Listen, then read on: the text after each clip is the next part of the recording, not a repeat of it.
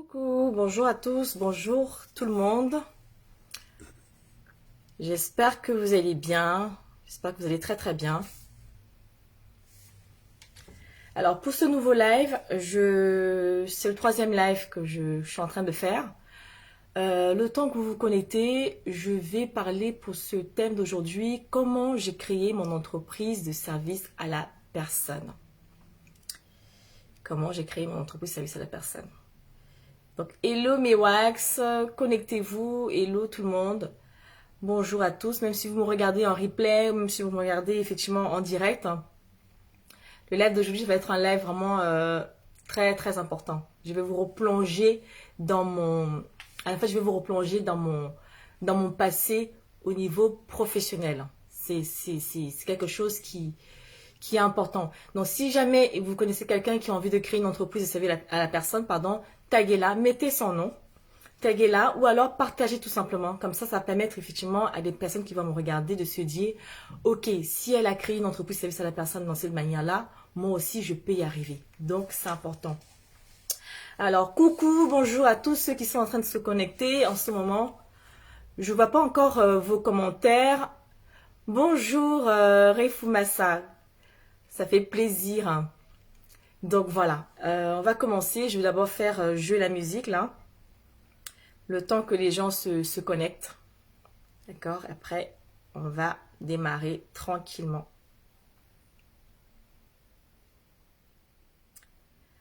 Alors, on va la faire jouer. Coucou, bonjour à tous. Hein. Connectez-vous, connectez-vous. Voilà, c'est parti.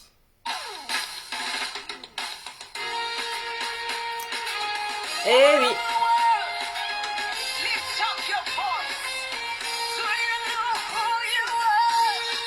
Est-ce que tu sais qui tu es?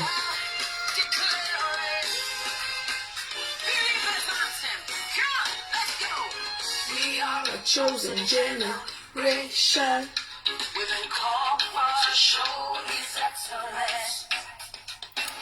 Eh oui. God give me. Bonjour Diane, la diva. Coucou.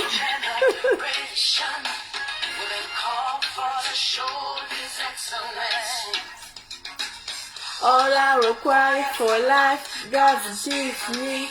I know who I am. I know what He says I am. I know who I am. What He says I am. I know who I am. I'm walking in power. I'm walking in miracles. I live a life of faith. Lord, I know who I am. I'm walking in power. I'm walking in miracles. I live a life of faith. Ah. Lord, I know who I am. Hey.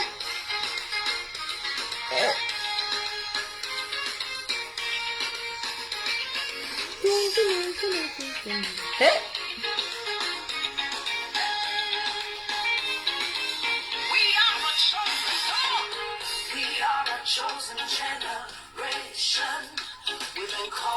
C'est important de savoir qui on est. C'est très important. Très, très important. I know who I am. We are a chosen generation. We've been called for to show His excellence. All I require for life, God gives me. I know who I am. What He says I am. Where He says I am. I know who I am.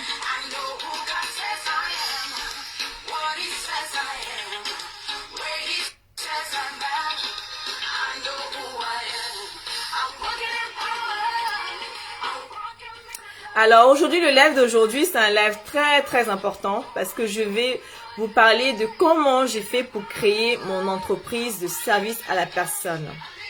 Vous avez vu hein, le live de la semaine dernière, je vous ai raconté un peu comment j'ai eu le déclic et comment je me suis lancée dans le monde de l'entreprise. Maintenant, cette fois-ci, je me suis effectivement en 2012, hein, parce que je vous replonge dans mon passé professionnel hein, en 2012. Et c'était la période où j'ai commencé à me mettre en tant que société. Donc, partager, c'est important de partager parce que ça peut effectivement toucher quelqu'un qui a envie de se mettre à son compte. Mettez des cœurs, vraiment.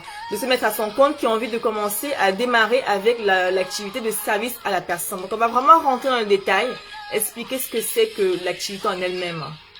Donc, voilà.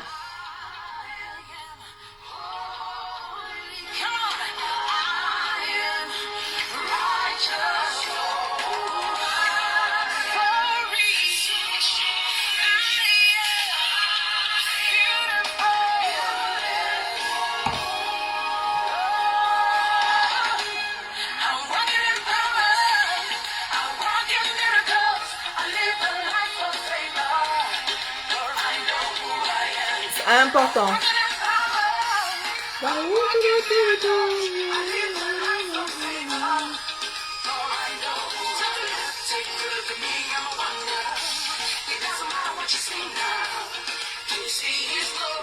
Hey, ouais. I know who I am.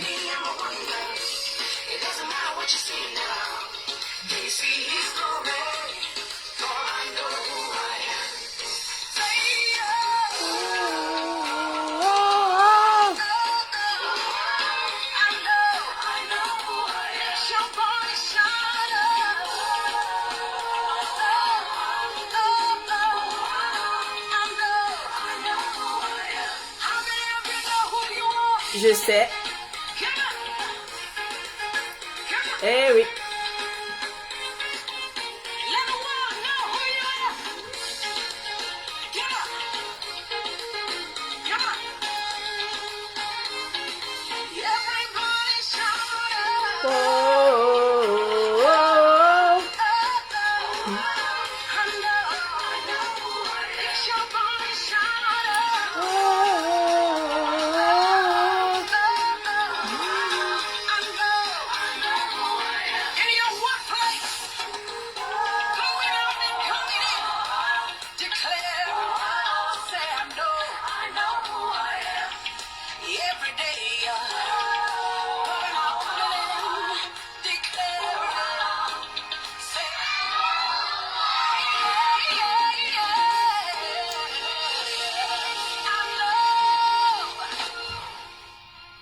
Voilà, comme quoi hein, c'est important. Alors, c'est I know who I am. Je sais qui je suis. C'est pas le thème d'aujourd'hui, mais je sais qui je suis parce que j'ai voulu en fait la faire jouer pour vous dire que il faut d'abord savoir qui on est avant, pour ma part, avant de se lancer dans le monde de l'entrepreneuriat.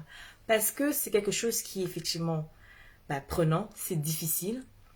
Et dans la vie de tous les jours, il faut déjà savoir qui tu es. Sinon, on va te marcher dessus. Sinon, même les choses que tu as envie de réaliser, tu ne pourras pas les faire parce que tu n'as pas confiance en toi. Tu ne sais pas si tu vas y arriver. Tu ne sais pas si tu es même fait pour.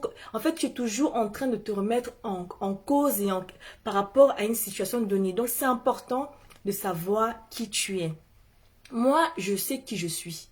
Avec le temps, je sais qui je suis. Au début, on te dit, oui, quand tu as envie d'entreprendre, il faut quand même savoir qui tu es. Après, tu te dis, ouais, je sais qui je suis, je m'appelle tant. Non, c'est pas ton identité. C'est savoir ton énergie, ta force, ta capacité à pouvoir surmonter des obstacles, ta capacité à pouvoir ne pas te laisser marcher dessus, ta capacité à pouvoir en fait gérer qu'est-ce que tu peux faire, est-ce que tu peux aborder la partie gestion, est-ce que tu peux aborder la partie vente. Il faut savoir qui tu es en termes professionnels et aussi savoir qui tu es en termes personnels.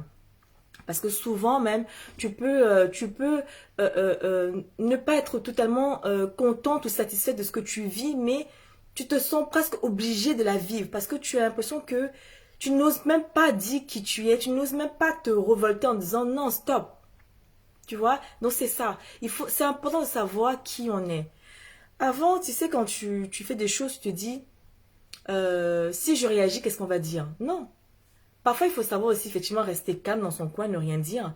Mais il faut savoir à un moment donné que les gens, comment ils fonctionnent. Quand tu ne dis rien, quand tu subis, quand tu ne dis rien, mais ils finissent par te marcher dessus. Ils finissent par penser que c'est comme ça que tu es, donc on va finir par te marcher dessus. Il faut savoir qui tu es pour te relever et dire à un moment donné, stop.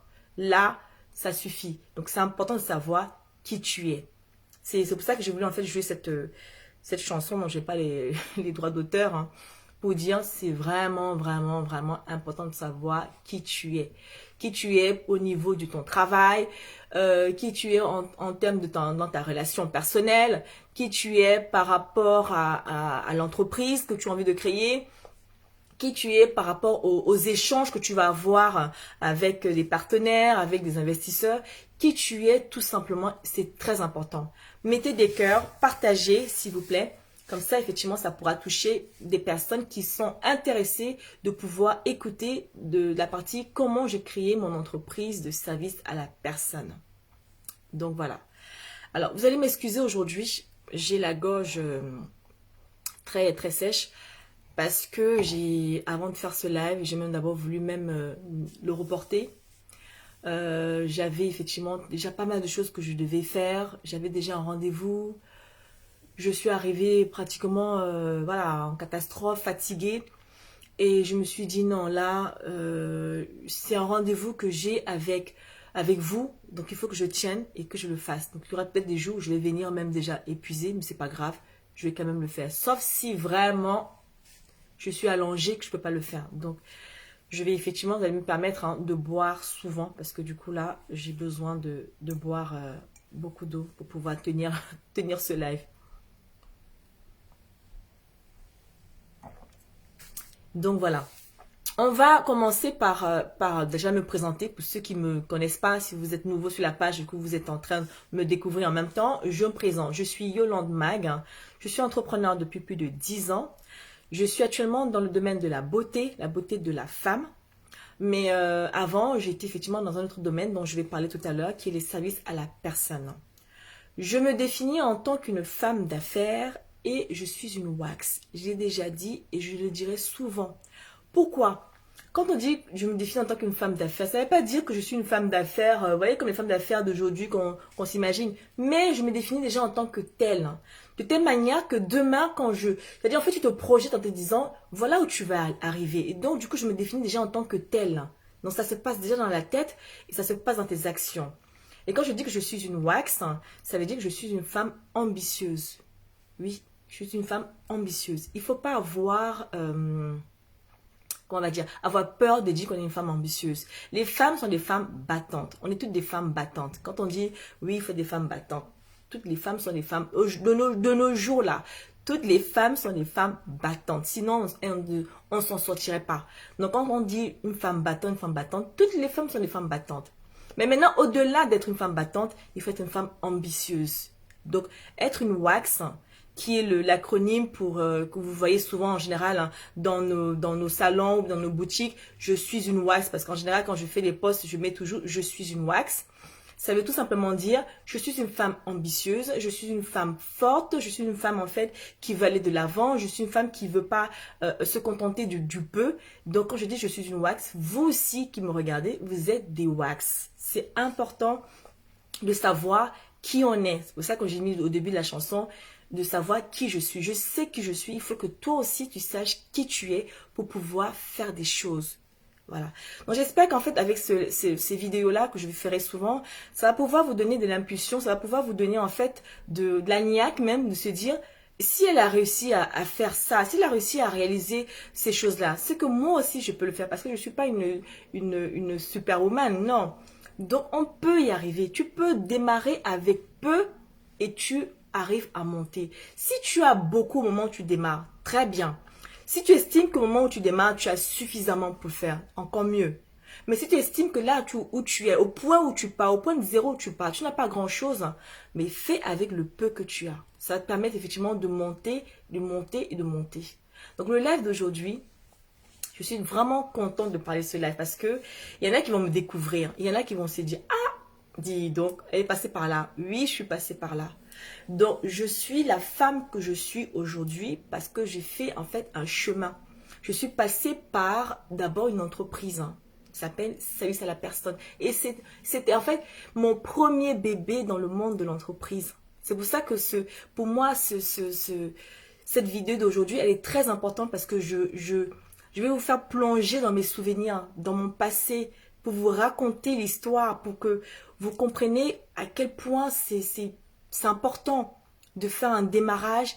Parfois, tu peux te rater, mais c'est important au moins de se lever et de se dire, je vais de l'avant et je vais quand même y arriver.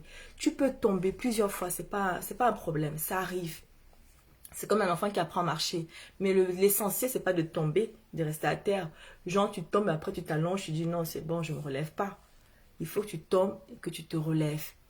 Mais maintenant de nos jours, pour éviter que tu tombes à plusieurs reprises, il faut se faire accompagner. Il faut pas être tout seul.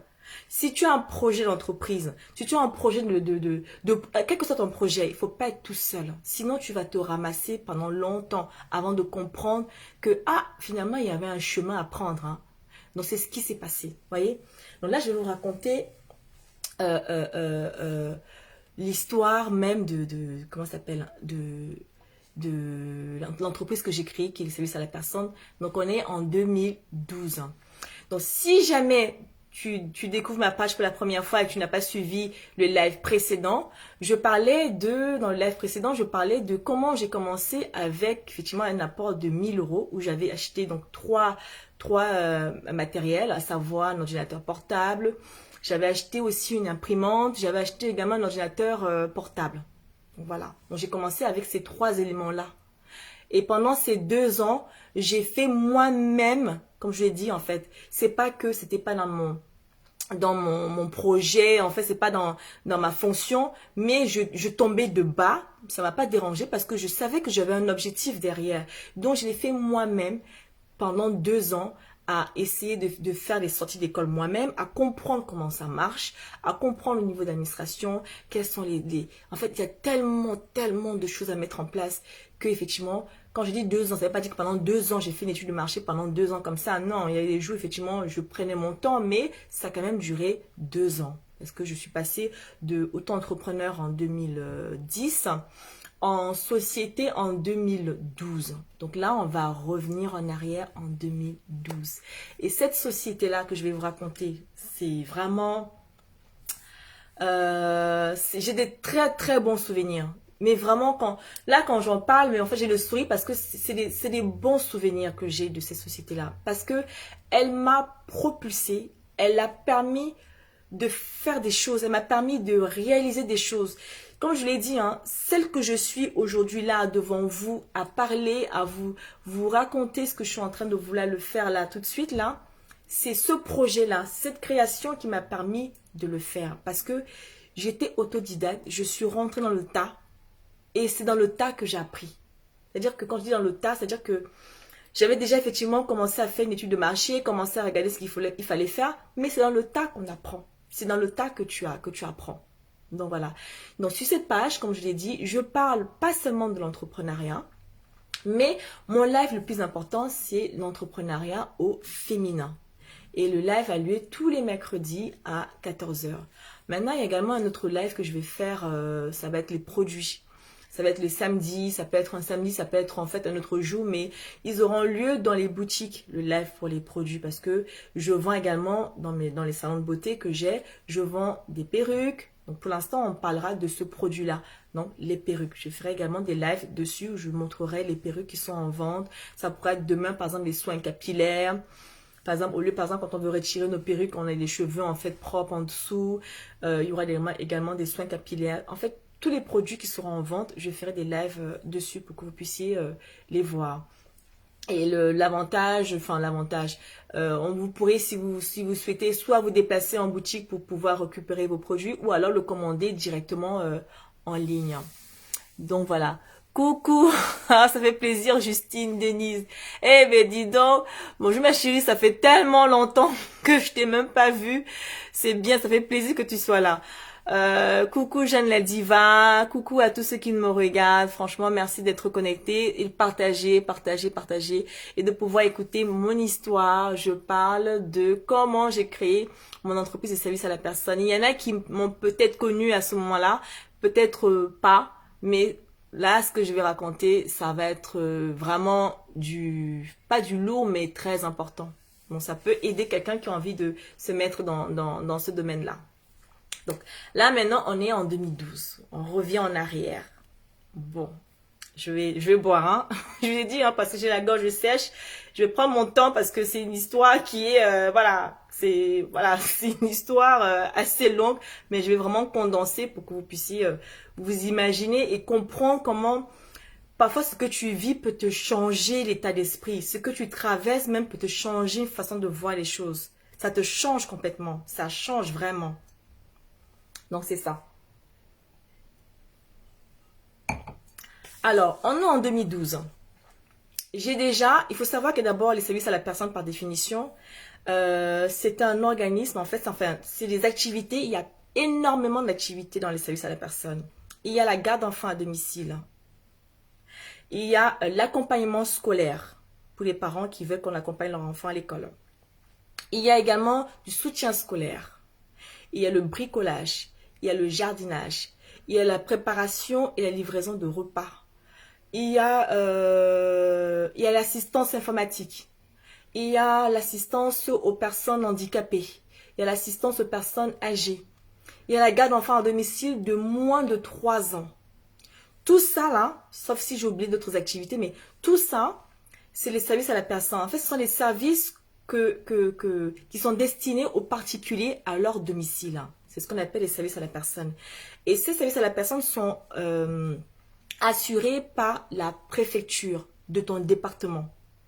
Ça veut dire que si tu dépends du Val-de-Marne, ben tu es relié directement à la préfecture du Val-de-Marne. Si jamais tu veux créer dans ce domaine-là, tu vas dépendre effectivement de la préfecture du Val-de-Marne. Mettez des cœurs et partagez s'il vous plaît. Et donc voilà comment ça se passe. Donc à ce moment-là, quand tu commences, il faut déjà savoir si tu veux être en association, parce que tu peux créer une entreprise de service à la personne en association ou en entreprise. C'est à toi de choisir ce que tu veux faire. Tu peux être également soit prestataire, ça veut dire que c'est toi qui es l'employeur des intervenants. Ou alors tu es mandataire, ça veut dire que tu fais juste la mise en relation. Quand tu es prestataire, c'est toi qui deviens en fait l'employeur, c'est-à-dire que en fait, c'est toi qui rémunère l'intervenant et qui paye les charges. Et la famille, effectivement, donc tu as un contrat avec les familles. Ça, c'est au niveau prestataire. Quand tu décides d'être mandataire, ça veut dire que tu fais une mise en relation. Ça, c'est déjà au niveau du choix. Après, tu as le choix du statut. Très important, le choix du statut. Il y a des statuts qui font que à peine tu as... C'est-à-dire, en fait, les statuts, si tu as à peine tu as commencé à créer, que l'État te réclame des charges. Et il faut savoir quel statut choisir. Il faut donc savoir aussi quelle imposition avoir. Est-ce que tu vas avoir une imposition, l'impôt sur le revenu, ou alors est-ce que tu vas avoir l'impôt sur les sociétés? C'est-à-dire, est-ce que tu es à titre personne morale ou personne physique? Donc, il y a tous ces éléments-là qui sont très importants de savoir parce que sinon tu peux, si tu n'es pas bien accompagné, si tu n'as pas pris le temps de bien comprendre et de faire des recherches là-dessus, au moment où tu vas créer ton entreprise, tu vas pratiquement en train de regretter pourquoi tu as choisi. Et parfois pour revenir en arrière là, moi je vous dis pas, hein, parce que l'administration parfois ça peut être long. Donc parfois ils ne comprennent pas trop pourquoi tu as commencé et pourquoi tu reviens en arrière. Donc quand j'ai commencé, j'avais choisi donc en tant qu'entreprise, je n'étais pas en association, donc j'étais l'employeur. J'étais en tant que prestataire, ça veut dire que j'étais l'employeur des intervenants. J'avais choisi donc mon statut juridique. J'avais également choisi l'impôt, soit l'impôt sur le revenu, soit l'impôt sur les sociétés. Donc c'est important de pouvoir choisir. Et maintenant, ce qu'il faut faire, c'est que si tu veux créer, tu peux créer étant chez toi. Tu peux créer ton chez toi comme tu peux créer en ayant un bureau. C'est à toi de voir ce que tu as envie de faire. Il y a des gens qui peuvent créer en étant tout seul à leur nom, comme quand j'ai fait, hein, quand j'étais auto-entrepreneur, j'étais à mon nom propre. Hein. Donc tu peux aussi décider de dire que bon, tu veux être à ton nom propre, comme tu peux décider de dire que je vais aller être en société. C'est à toi de voir ce que tu as envie de faire. Et il faut aussi connaître les avantages fiscaux. Parce que les familles qui font appel à toi en tant que prestataire ou même mandataire, je suppose, hein, parce que moi j'étais en tant que prestataire, tu dois délivrer chaque année aux familles une attestation qui va leur permettre d'aller aux impôts pour pouvoir avoir des réductions ou des crédits d'impôt. C'est important. C'est très important parce que les familles qui font en général appel à toi, elles connaissent parfois aussi bien la loi, donc elles ne sont pas, on va dire, en manque d'informations, donc elles connaissent très bien la loi. Donc il faut également leur fournir l'attestation. Et dans les contrats que j'avais, c'était les contrats, on va dire, il y avait en tripartie. C'est-à-dire qu'il y avait d'abord un contrat entre moi et l'intervenant et un contrat entre moi et la famille. Ça, c'est quand tu es prestataire. Il n'y a pas de contrat entre le parent et la nounou qui intervient. Il n'y avait pas de contrat entre les deux. Donc, du coup, je suis la personne qui est au centre. Je faisais un contrat avec l'intervenant et je faisais également un contrat avec la famille. Ça, le live d'aujourd'hui va être long hein, parce que je vais essayer vraiment de condenser rapidement pour que vous puissiez bien comprendre ce que c'est en fait de créer une entreprise dans les services à la personne. Et si vous avez quelqu'un qui a envie de le faire, qui puisse effectivement venir écouter, ou soit en replay, ça peut être utile pour lui de comprendre. Maintenant, dans les services à la personne, dans toutes les activités que j'ai citées tout à l'heure, il y a des activités qu'il faut faire juste une déclaration administrative auprès de la préfecture. Il y a un organisme dans la préfecture qui s'appelle la Direct qui gère ça. Quand tu veux créer, si tu fais par exemple le bricolage, si tu veux faire sortie d'école, accompagnement scolaire, préparation de repas, jardinage, bricolage ou assistance informatique, c'est une déclaration. Ça veut dire que tu n'as pas besoin de faire une demande d'agrément. Tu fais juste ta déclaration, tu reçois ton document et du coup là ça te permet de pouvoir commencer à travailler. Mais par contre, si tu veux faire les enfants de moins de 3 ans, si tu veux faire également l'assistance de personnes handicapées et âgées, il te faut un agrément. Ces 3 catégories-là sont placées sous un agrément préfectoral.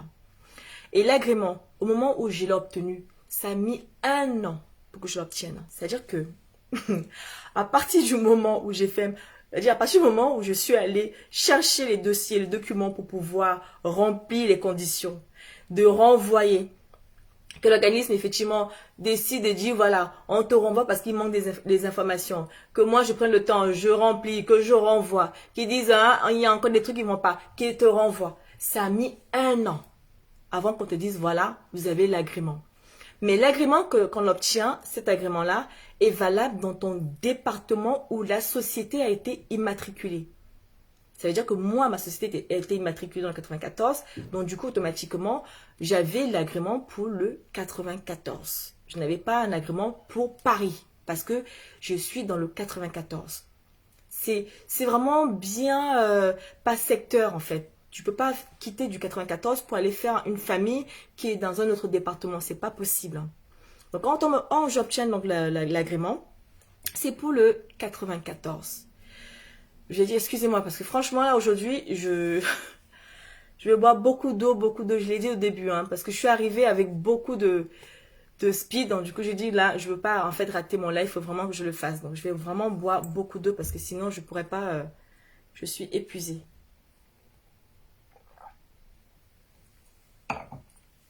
Donc, maintenant, il faut chercher à avoir un local, un bureau, parce que tu vas pouvoir recevoir la clientèle.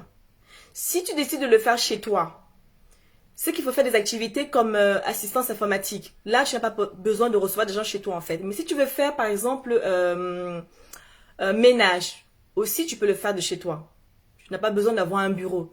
Maintenant, tout dépend de comment tu décides, de comment tu orientes ton projet, comment tu as envie de faire ton projet. Donc moi, à ce moment-là, je décide de pouvoir prendre un bureau. Et le bureau, c'était dans une pépinière d'entreprise. Hein. Donc je prends le bureau dans une pépinière d'entreprise.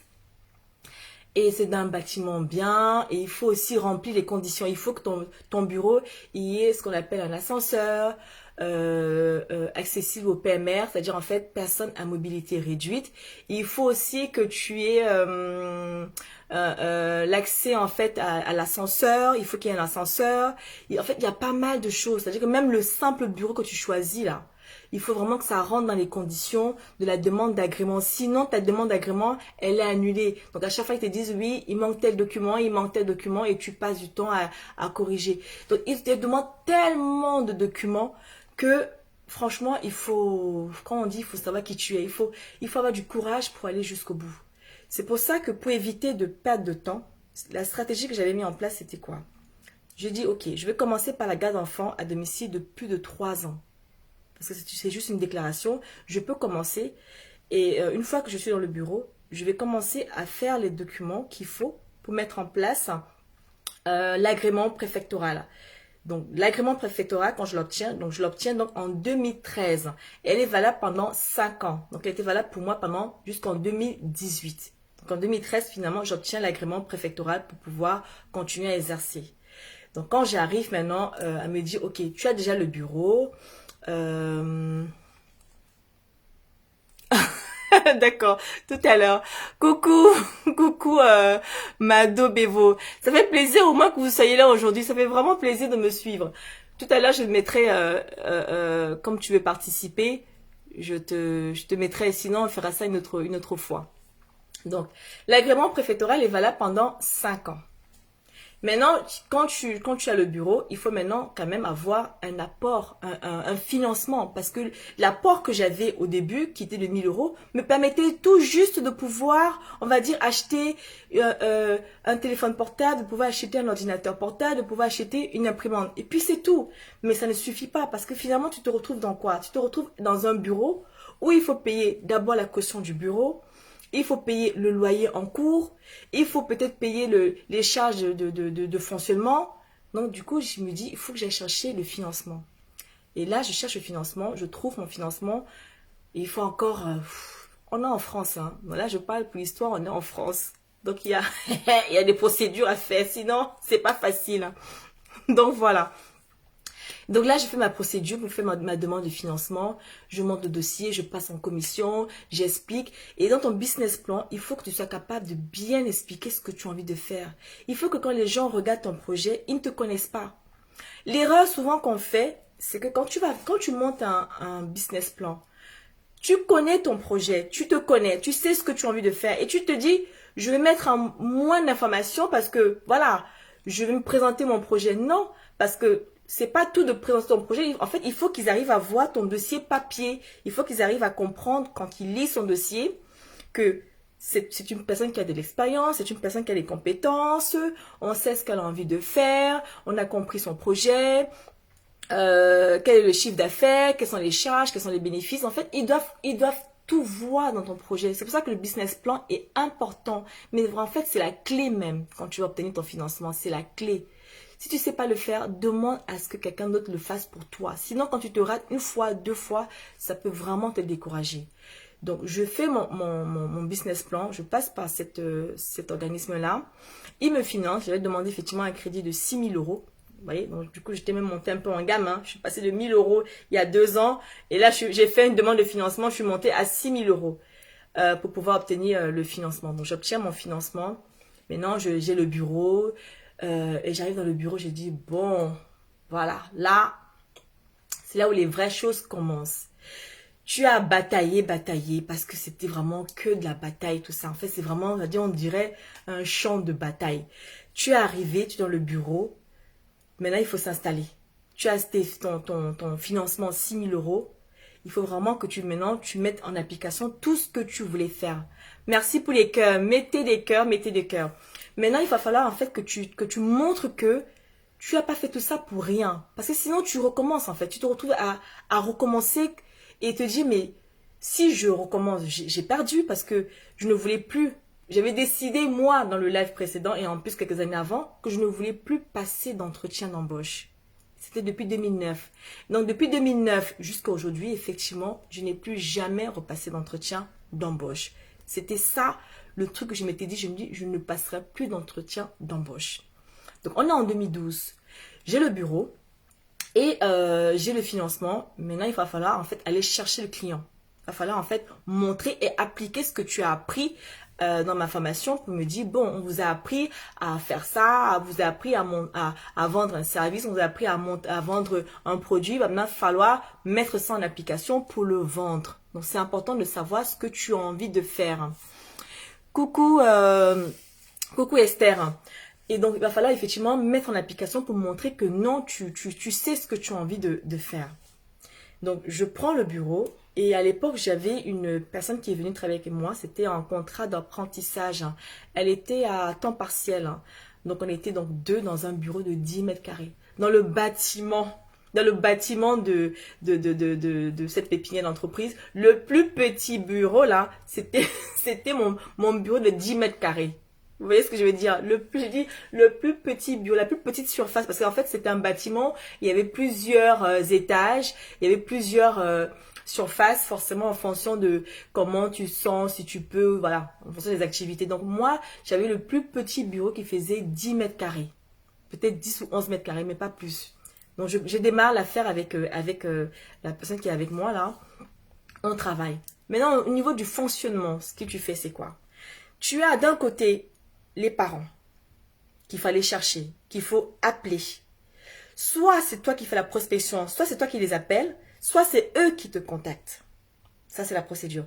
De l'autre côté, tu as les intervenants. Il faut aller chercher les nounous. Il faut aller chercher les profils qui sont différents. Parce que un parent qui va te dire, j'ai besoin du nounou pour 2 heures par semaine. Et un parent qui va te dire, j'ai besoin du nounou pour 10 heures par semaine. C'est pas la même chose. C'est-à-dire qu'il va falloir aller chercher la personne qui correspond à la demande du parent. Donc c'est pour ça que je vous dis, créer vraiment, c'est pas facile. Hein. Il faut être concentré, il faut pas être nerveux non plus. Il faut avoir un sang-froid, sinon tu pètes les plombs. Donc il va falloir aller chercher la nounou qui correspond à la demande du parent. Parce que les parents vont te dire, oui, mais voilà ma demande, machin. Et en plus, on n'est même pas tout seul. On n'est pas tout seul.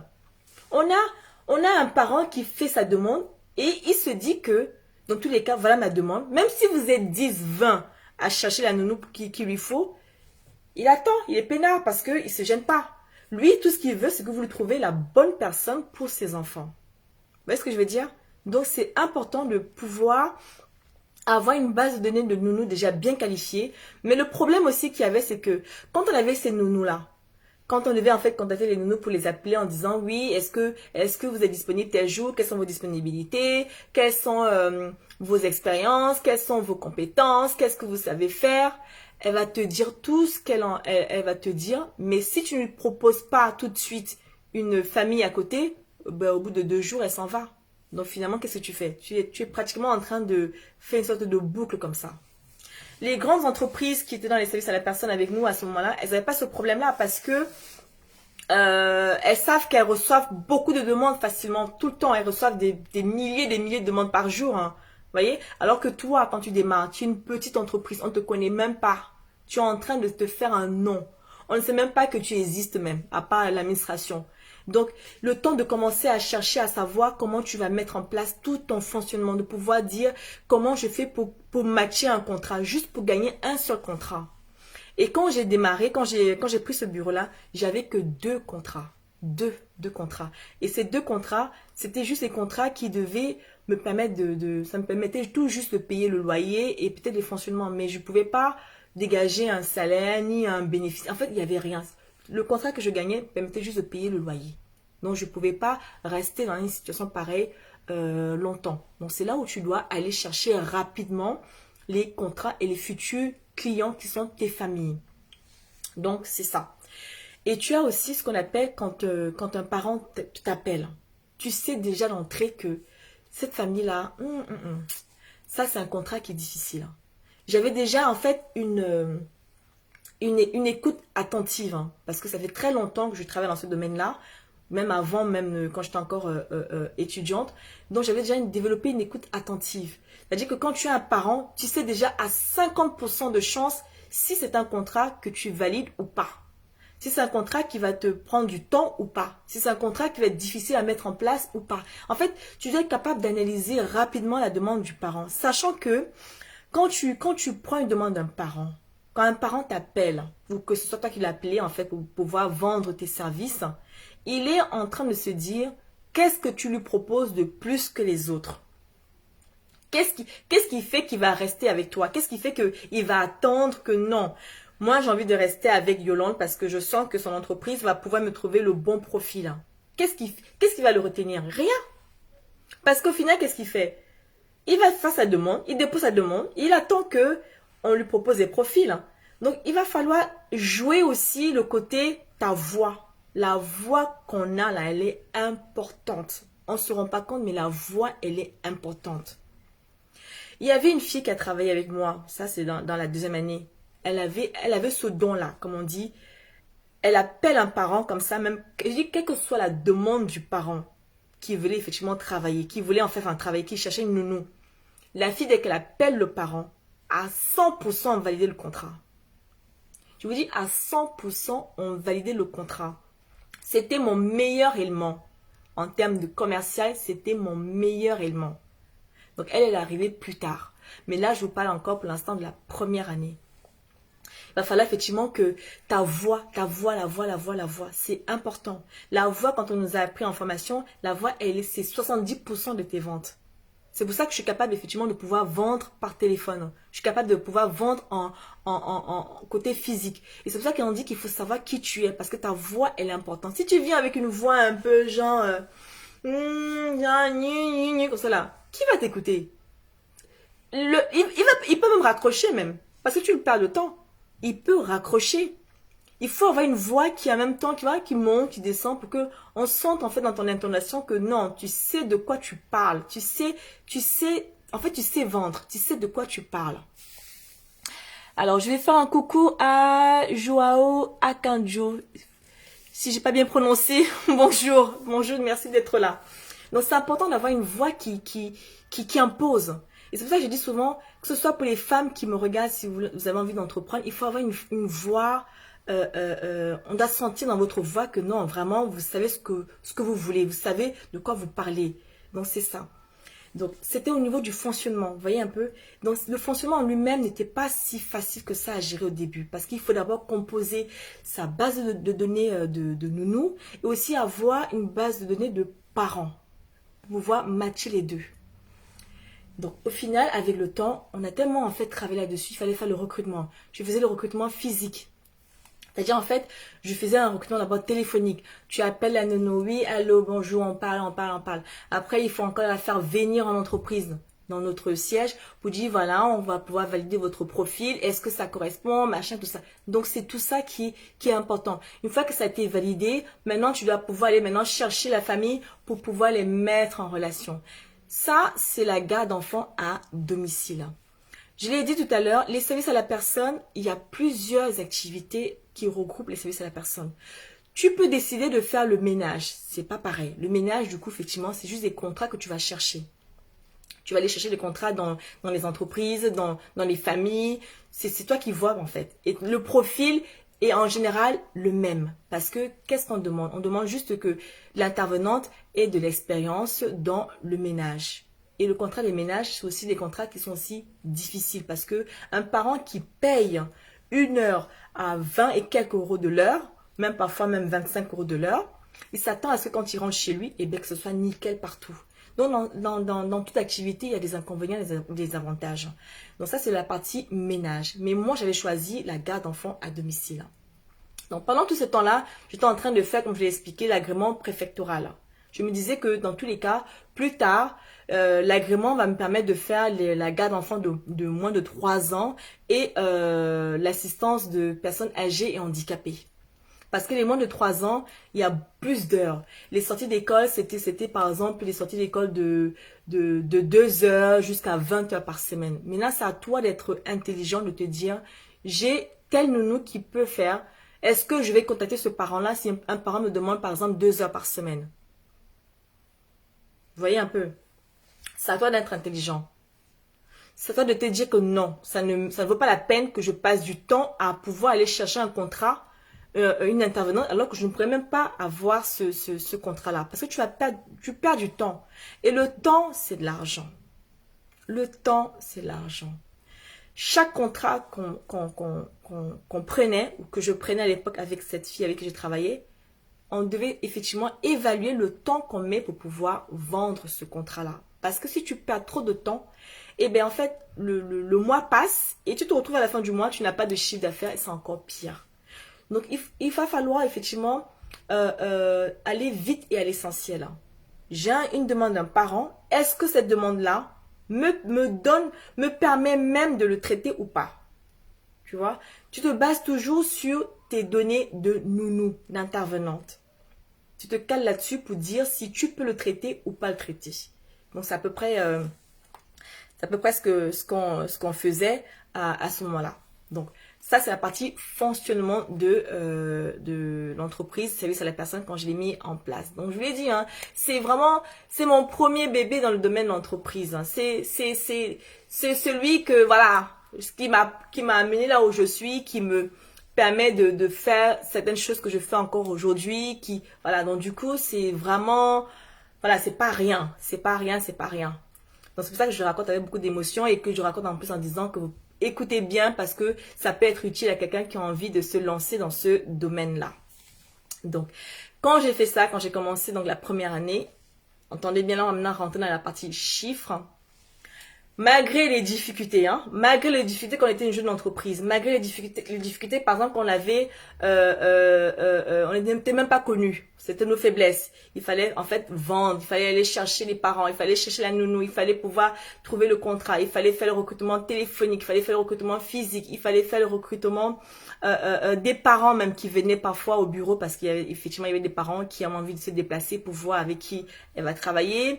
Il fallait faire vite parce qu'il y a également de la concurrence, parce qu'il y a la concurrence qui veut aussi récupérer rapidement les contrats de ce parent-là. Donc il fallait tellement mettre les choses en place. Mais la première année, on a fait un chiffre d'affaires. La première année, on a fait un chiffre d'affaires à 6 chiffres. La première année, on a fait un chiffre d'affaires à 6 chiffres. Vous voyez?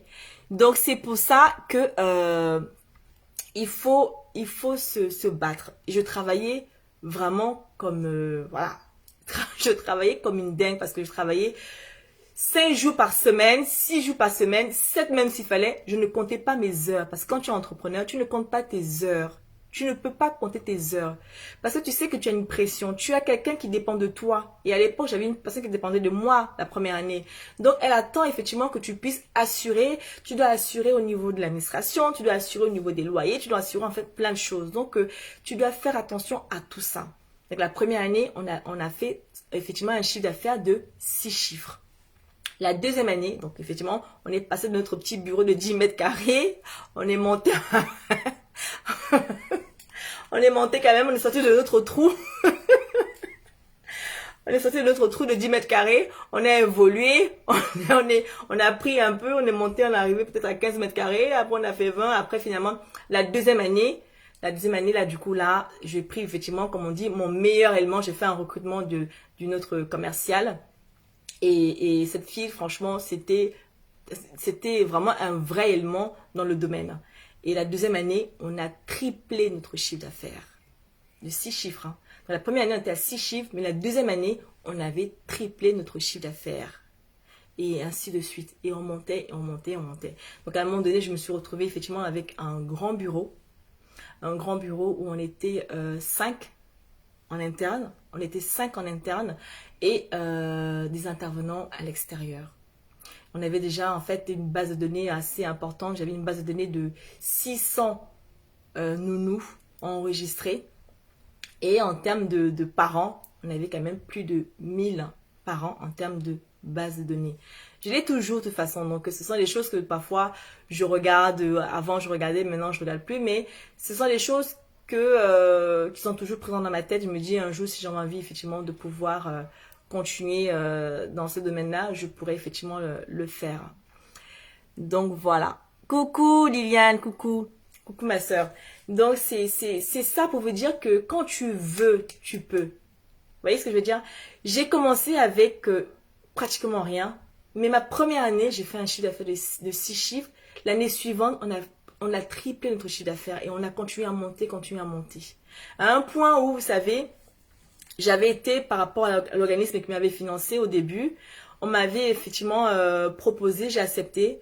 Je suis allée représenter les jeunes en fait dans notre domaine d'activité à l'Assemblée nationale en France. Donc je suis allée, c'était intimidant, mais je suis allée où j'ai effectivement raconté un peu mon histoire. On a même fait en fait dans un journal mon histoire parce que ça forçait quand même le respect. Et deux fois je me dis, je reste comme ça, je dis ah ouais quand même. Hein, tu as quand même réussi à réaliser ça, c'est bien, hein. Même moi-même, je me félicite, vous voyez un peu. Même moi-même, je me félicite parce que ils ont mis effectivement mon histoire dans le journal et à l'Assemblée nationale. Donc on a parlé, on était deux à aller représenter en fait l'association pour parler, de dire voilà, les jeunes peuvent y arriver, les jeunes effectivement peuvent faire des choses, il faut juste leur faire confiance, leur donner la chance, les possibilités de réussir et tout ça, tout ça. Donc voilà, on a parlé. Donc l'entreprise effectivement m'avait permis de tellement faire des choses, de tellement réaliser des choses. Voilà, je passe quoi. Donc j'ai fait des choses et je suis toujours restée discrète, c'est-à-dire que c'est très important parce que l'argent n'aime pas le bruit, de toujours rester humble hein, et de rester quelqu'un de discret. Les gens n'ont pas besoin de que tu étales quoi que ce soit.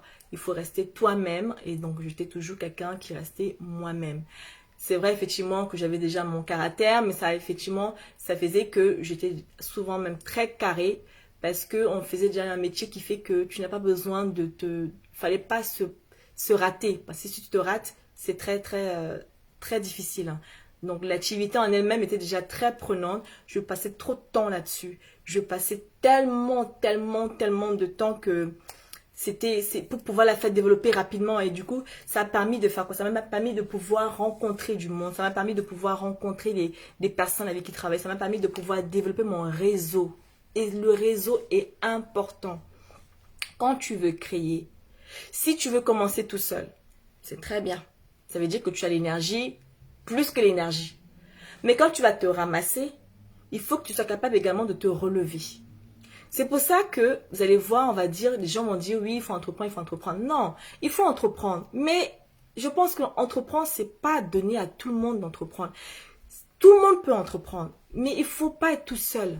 C'est ça le truc. Moi, j'étais tout seul et je pense que c'était pas une erreur parce qu'au début, je ne savais pas. Je ne savais pas. Je me disais que voilà, je peux y arriver, je peux le faire, effectivement, j'ai fait. Mais vraiment pour gagner du temps. Si toi tu me regardes même en replay, il faut savoir que si tu as envie d'entreprendre, gagne du temps. Il faut t'entourer de bonnes personnes dès le départ. Ce n'est pas un jeu, sinon tu vas te casser la figure. Ce n'est pas un jeu. Donc, j'étais tellement en fait en train de monter, je montais. J'avais même en fait acheté, juste pour une anecdote, j'avais acheté ma voiture, elle était neuve, 0 km. Je l'avais remboursée en 3 ans. Donc, j'étais très bien. Vous voyez ce que je veux dire? J'étais très bien. J'avais même en fait rencontré même une entreprise. Ça, c'est une entreprise qui avait voulu effectivement qu'on mette en place un partenariat. On devait s'associer. Ils étaient dans un département, je pense, 95, je crois. Ils avaient l'agrément de la partie assistance de personnes à domicile hein, dans le 95. Moi, je l'avais dans le 94 et ils voulaient qu'on s'associe. Maintenant, je ne sais plus comment on avait fait pour se rencontrer, mais quand on s'est rencontrés, donc ce jour-là, pour vous dire à quel point je travaillais, le rendez-vous que j'ai eu avec mes futurs associés, il n'y avait que des hommes. Ils étaient au moins 4 ou 5. J'étais enceinte de ma deuxième fille. J'étais enceinte de ma deuxième fille. J'étais dans mon mois comment on dit j'étais à terme. J'étais dans mon mois où tu es à terme en fait. Mais j'ai fait le rendez-vous. C'est comme ça que je travaillais. J'ai fait le rendez-vous ce jour-là. On a échangé parce qu'effectivement, ils avaient la possibilité de pouvoir intervenir dans le 94. On pouvait échanger dans le 95. Mais finalement, ça n'a pas...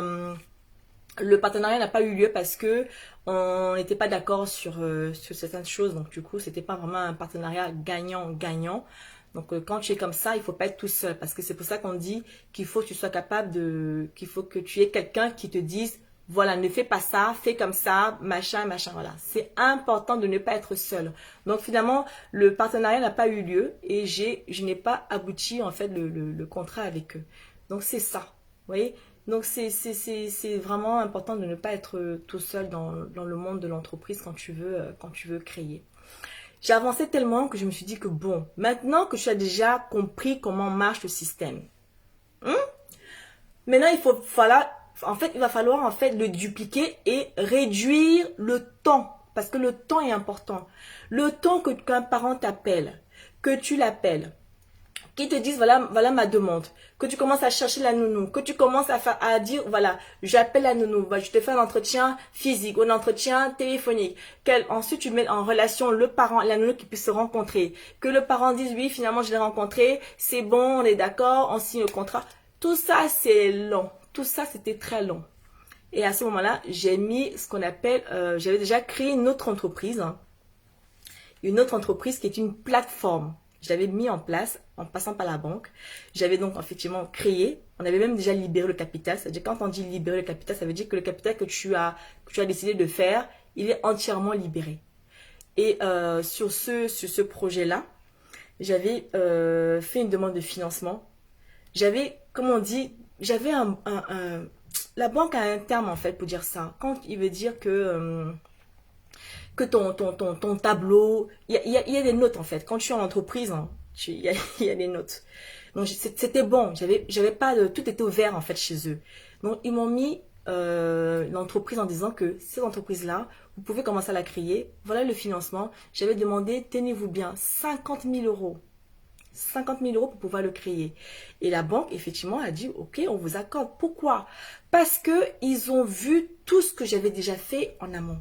Ils ont vu que, effectivement, elle a commencé comme ça. Les comptes sont bons, il y a aucun souci, tout se passe bien. Elle est en croissance permanente avec son chiffre d'affaires.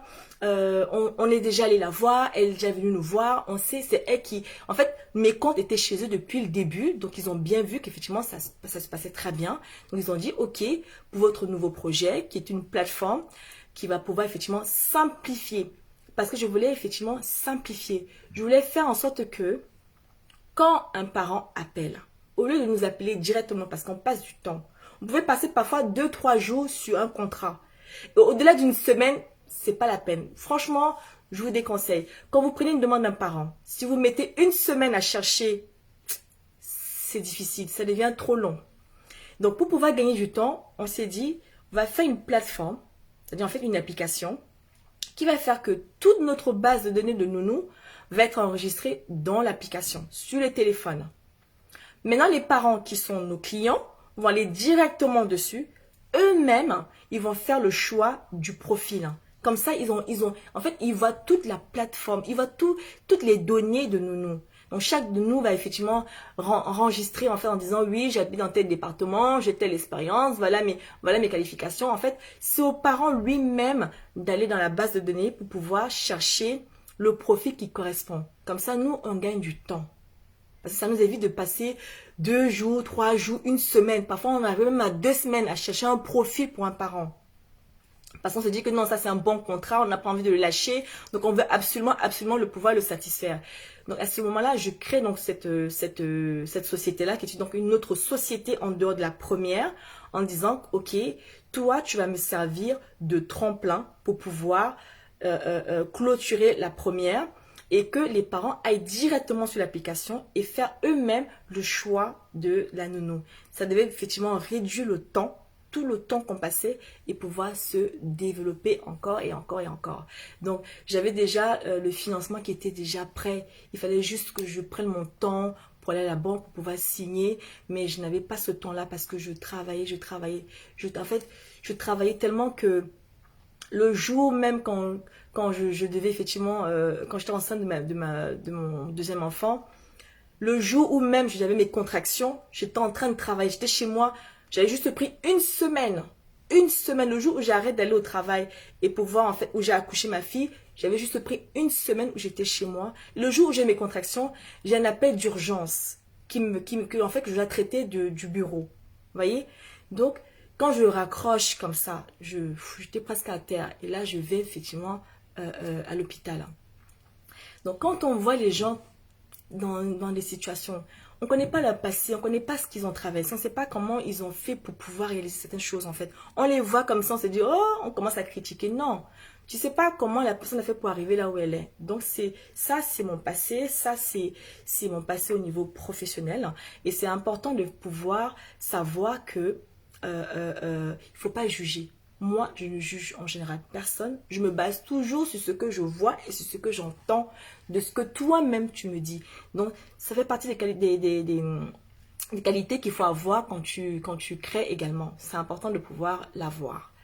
Maintenant, une fois que j'ai tout dit, une fois que je viens d'expliquer ce que je viens de dire, il y a eu un mais. Vous voyez, non? Il y a eu... Attendez.